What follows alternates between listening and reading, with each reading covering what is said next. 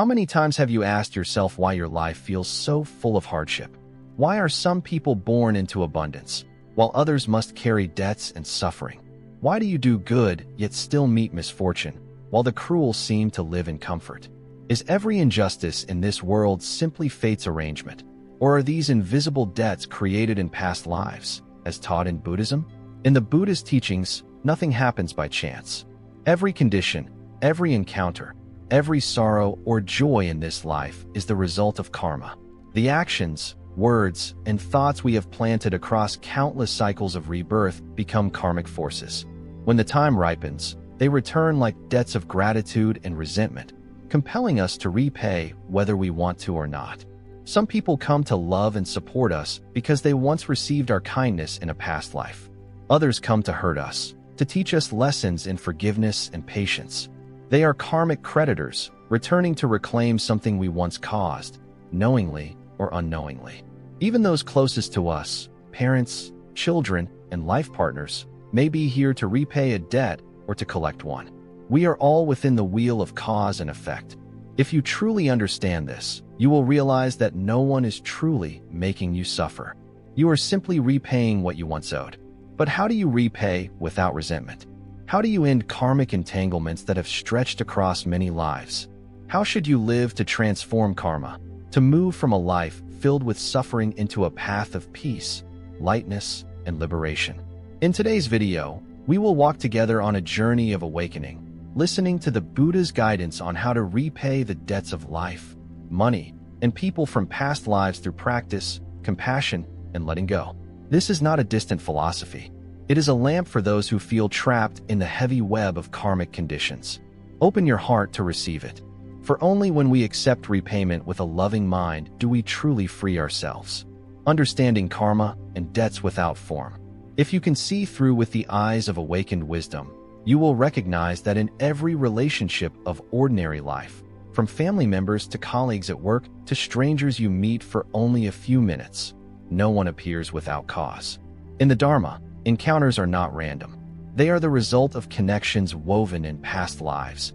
And within those connections, there are wholesome affinities and resentful affinities. Some come to repay gratitude, and some come to demand repayment. Strange, is it not? There are people who enter your life carrying light and love, gentle as a flower. They are the ones repaying. They come to return what you once gave. But there are also those who bring wounds, torment, betrayal. They make you cry, and you feel you could never forgive them. They are karmic creditors, coming to collect a debt you may no longer remember creating in a past life. Even children born from our own body are not outside this turning of cause and effect. A kind and filial child may be someone you once saved or loved long ago, now returning as your child to repay you. On the other hand, a rebellious and disrespectful child may be an adversarial creditor returning to reclaim what remains unpaid. The Buddha taught that everyone who comes to us is meant to come. Every meeting has a deep reason. Yet people today often look only at the surface. When suffering arrives, we blame. When betrayed, we hate. When disaster strikes, we blame heaven and earth, and few ask themselves, could this be the debt I once planted, now returning to find me? Karma is not punishment, and it is not destiny. Karma is the natural result of the seeds we plant through body, speech, and mind. No one else signed the promissory note for debts of gratitude, money, or mutual resentment. Only we did. And only we can choose how to repay, with anger and hatred, or with wisdom and compassion. Understanding the nature of karma is the first step in transforming suffering into the path of liberation. Because when you understand that what is happening is not meant to torment you, but to help you relearn the lesson of love and letting go, the heart becomes less heavy and the mind becomes much lighter. Think of those you once blamed, those you were hurt by, and become silent for a moment. Ask yourself whether they came to collect a debt or to remind you of one you still owe. The moment you change your perspective, a wound can become a chance to heal. A hardship can become a door to awakening. And a life filled with resentment can become the deepest journey of karmic release. Accumulating merit and practicing goodness, the fastest path to repaying karma. When you realize that each suffering you carry is a debt from the past, a wise person no longer complains or tries to escape. They ask only one question: so what should I do to repay it completely? And the Buddha's answer is very clear: accumulate merit and practice goodness. This is the fastest path to repaying karma. We often think that repaying a debt must mean loss and pain. But the Buddha taught that repaying karma does not have to be suffering. There is a way to repay with peace and ease, using goodness to transform wrongdoing, using compassion instead of anger, using generosity instead of demanding. Imagine that every good deed you do, even something as small as a smile, a caring question, or helping someone on the road, is removing a little of the old debt you once took on in past lives. When you give without calculation, you are redeeming the harm you once brought to others. When you offer someone a meal today, perhaps in the past you once caused them hunger. When you offer someone a word of guidance in the middle of suffering, perhaps in a past life you planted confusion and pain in their heart. When you endure an insult, you may be erasing a long-standing debt of resentment. Blessings are not random luck falling from the sky. Blessings are the sweet fruit of wholesome seeds you patiently plant each day. The more you sow, the fewer bitter fruits of old karma will remain. Some people ask, why do I still suffer even though I do good? Because you are paying an old debt with the light of new actions. You are walking the path of purification, and the flowers have not yet had time to bloom. You want sweet fruit, but you must be patient. The Buddha taught that when a person does good, blessings may not have arrived yet, but misfortune has already moved far away. When a person does evil, misfortune may not have arrived yet, but blessings have already departed. A wholesome mind is the greatest transforming power. It does not only change the outcome of this life, it also untangles the tightly knotted links of countless lifetimes of samsara. So instead of asking, what did I do to deserve this suffering? Ask, what good did I do today so that tomorrow I will suffer less? Because every good deed you plant today is a step-by-step repayment of the nameless debts that karmic force has silently recorded for a very long time. Doing good does not make you poorer. On the contrary, it makes you rich in spirit and lighter in karmic results. Every step on the wholesome path is a step away from grudges and harmful karma, a step closer to peace. Be willing to accept loss, to pay the price without complaint. People often say, only fools accept the short end of the stick, the smart take the bigger share. But in the Dharma, there is a very high form of wisdom, daring to accept being wronged, willingly taking a loss, not demanding repayment, not seeking compensation. Why? Because today's disadvantage may be the fastest way to repay karmic debts accumulated across many past lives. The one who can accept loss without bitterness is the one who is actively stepping onto the path of dissolving karma. You have been deceived and lost money. You lent and could not recover it. You loved someone wholeheartedly and received only wounds in return. If you still hold anger, injustice, and blame in your heart, that karma has not been resolved. It will continue, life after life, as endless cycles of resentment and repayment. But if you learn to see your losses with the eyes of mindfulness, you will understand. It is not that I was tricked. It is that I am repaying a debt. It is not that I lost. It is that I am being freed from a chain of cause and effect. It is not that I failed. It is that I am closing an old lesson in order to enter a new journey. There is a profound kind of freedom from the demand for fairness. Because karmic justice is not confined to the present. It lies across the entire endless stream of rebirth. What you lose today may be what you once took from others in a distant past life. Accepting loss is not weakness. It is the courage to dissolve karma through your own mind. Like a lamp that consumes oil to illuminate a room, your silent sacrifice today may be the light that dispels the darkness of karmic force. The Buddha taught that when you are patient with those who harm you, you are repaying your own debt. When you refuse to answer with anger, you are cutting off an adversarial bond that has stretched across many lives. Remember, the one who resents you may not truly hate you. They may be an old creditor returning to help you release a deep karmic debt. If you are willing to repay with patience and compassion, the wheel no longer needs to turn again. In every moment of loss, instead of lamenting your fate, tell yourself, "Thank you, life, for giving me a chance to repay my debts, so my heart can be lighter and my road can be brighter." Because accepting a loss today is a quiet rebirth, a rebirth where you no longer carry hatred, only a deep gratitude for everything that comes and goes in this life. Reciting the Buddha's name, chanting sutras, and dedicating merit, dissolving karmic retribution through spiritual practice. There are debts that cannot be measured in money. There are wounds that cannot be healed by an apology. And there are karmic obstacles that, even when we strive to live well, still quietly follow us. In such cases, the Dharma shows a more mysterious path, reciting the Buddha's name, chanting sutras, and dedicating merit. This is not merely a form of practice. It is a spiritual remedy that purifies deep karma, repays adversarial debts, and transforms invisible knots of resentment. To recite the Buddha's name is not to beg for favors. It is to attune oneself to the pure frequency of the Buddhas, to help the mind move away from delusion, to release afflictions, and to let compassion radiate throughout the Dharma realm. When the mind is steady, karma becomes quiet. When the mind is pure, resentment has nowhere to cling. Chanting sutras is not about memorizing words as a ritual. It is about filtering the mind so that the profound teachings of the Buddha soak into each breath, each thought, each action in daily life. Each line of scripture is like a drop of water poured onto the dry ground of the heart, awakening wholesome seeds and replacing the unwholesome seeds of past wrongdoing. And most importantly, there is the dedication of merit. When you do good, the merit is yours. But if you give rise to the vow to dedicate that merit, to share your blessings with sentient beings, with loved ones, with karmic adversaries, even with those who have hurt you, the merit does not diminish. It multiplies, like one flame lighting many lamps without the light ever becoming less. To dedicate merit to those who caused you suffering is not to excuse them. It is to open a way out for yourself. Instead of feeding resentment, you choose compassion.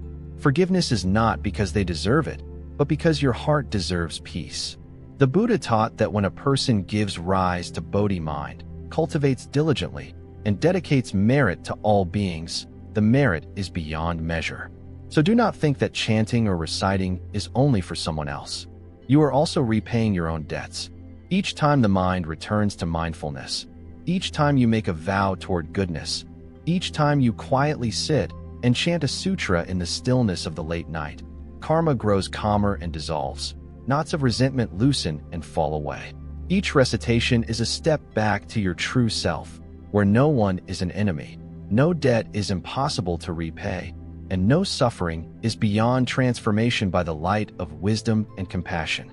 Releasing lives is saving yourself, dissolving karmic obstacles through love. Across countless lifetimes, we do not only carry debts of wealth, feelings, and resentment. We may also carry debts of blood, the lives we took in ignorance. Have you ever considered that in a distant past you may have killed a fish to eat, trapped an animal for entertainment, or destroyed the life of a living being?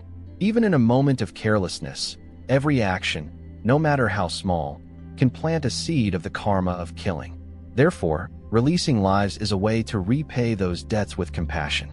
It is a way to redeem the wrongs we once created, intentionally or unintentionally, across countless cycles of rebirth.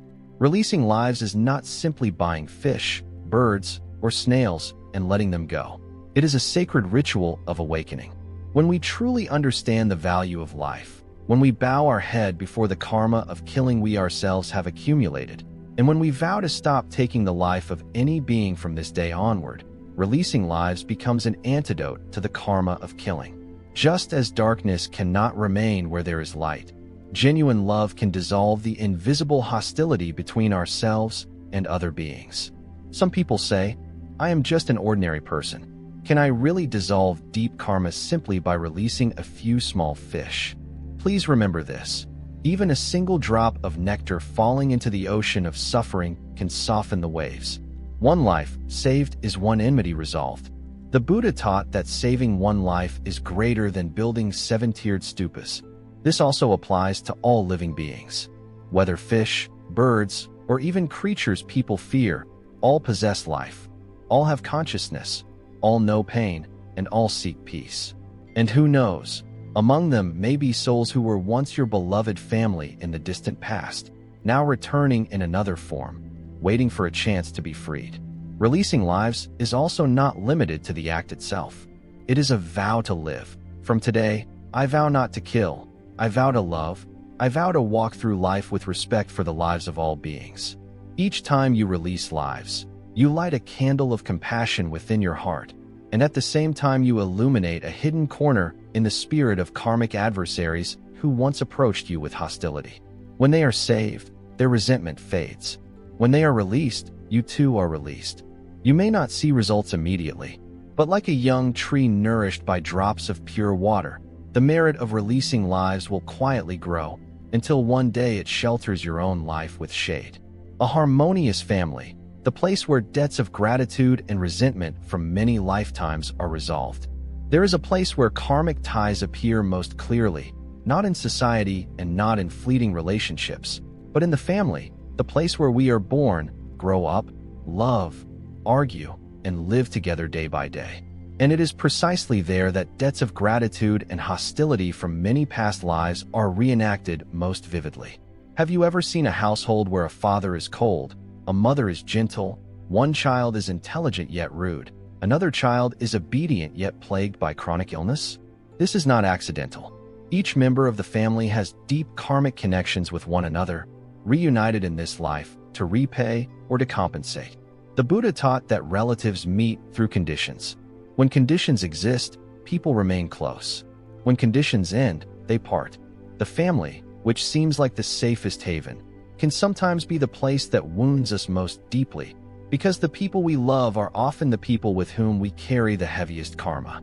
Yet for that same reason, if we can dissolve karma within the family, we have repaid a very large portion of the burden of samsara. Do you know that a family constantly fighting and living in discord not only exhausts everyone psychologically, but can also diminish the shared blessings of the entire lineage? Harsh speech, jealousy in the heart, and selfish actions are unwholesome seeds planted into the family's field of merit, leading to financial loss, declining health, and hardship for descendants. On the other hand, when a family learns to respect, forgive, and listen, a positive field of energy is established, and the resentful forces carried from past lives gradually dissolve. Every warm meal together, every kind sentence, every quiet act of patience is a way of repaying karma through love. Look again at the people in your home. Even if they disappoint you, do not rush to blame them. Perhaps they are someone you once caused suffering in the past, now returning to reclaim that debt. And if you know how to transform it through love, you not only help them become lighter, you also loosen the chains of cause and effect that bind you. A harmonious family is not only a blessing, it is also a home dharma hall, a place where we practice every day through small words, patient gestures, and loving actions. Therefore, do not seek purity only in distant temples. Begin in your own home. When you can bow your head and apologize, when you can listen without reacting, when you can keep your mind steady amid household storms, then you are not only protecting a peaceful family, you are also dissolving thousands of invisible debts from past lives. To repay old debts is to return freedom to yourself. If you look at life with ordinary eyes, you will see too much unfairness. Good people suffer while bad people prosper. The sincere are betrayed while the indifferent are loved. But if you look with the eyes of the Buddha, you will see that nothing is accidental and no one is merely a victim. Everything that comes to us today, whether loss, betrayal, pain, or misfortune, is an invisible debt we once created through countless lifetimes. Repaying debts is not something to fear. The most frightening thing is to keep resenting while repaying, to keep planting new karma while old karma has not yet been exhausted. Then the wheel of rebirth keeps turning and suffering does not stop. But once you know how to accept, how to see life through compassion, how to live wholesomely, how to recite the Buddha's name, release lives, dedicate merit, be tolerant with family, and forgive those who oppose you, then even the deepest debts will one day be resolved. You do not need to do anything extraordinary. Simply live kindly each day. Do not harm anyone, not even in your thoughts. When you are sad, choose silence instead of causing pain. When you are misunderstood, choose tolerance instead of retaliation. When you keep a bright mind in a world full of shadows, you are already walking the path of repaying debts with light. Remember, to repay all old debts is to return freedom to your own soul. To be free of resentment is the moment karma stops, suffering dissolves, and blessings begin to rise. And if today you are quietly enduring something others cannot understand, if you are silently forgiving someone who hurt you, if you are sitting in the night reciting the Buddha's name only to find peace in your heart, then congratulations. You are repaying your debts in the most beautiful way, through wisdom, through compassion, and through the light within. And one day soon, you will walk through life with a lighter step, no longer entangled in the harsh cords of old karmic grudges. If this video brings you even a little peace, please share it with those who are still carrying unseen debts.